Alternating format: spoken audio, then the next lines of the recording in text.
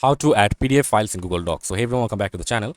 So first of all, you need to make sure you have to upload the PDF file to the same email you are editing or working on the doc or the Google Doc. So you have to just go to your drive, and after going to the drive, you just have to click on new, and you just have to upload,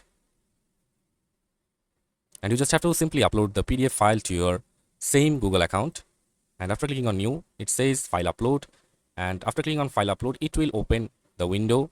So you just have to simply click on the folder where you want to upload your PDF file from, and let's say this is the PDF I want to add to the docs. So I'll just upload it to my drive account. As you can see, the PDF file has been uploaded to the drive successfully, and this is the PDF file. And now you just have to click on the three dots from here and then copy the PDF link from here.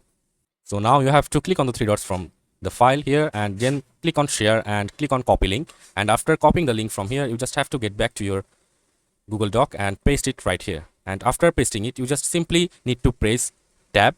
And as you can see, the PDF has been added successfully to the Google Doc, and anyone who's gonna see or the work with document, they can just simply click on the PDF file and look for it. So that's it for this video. See you on the next one, guys.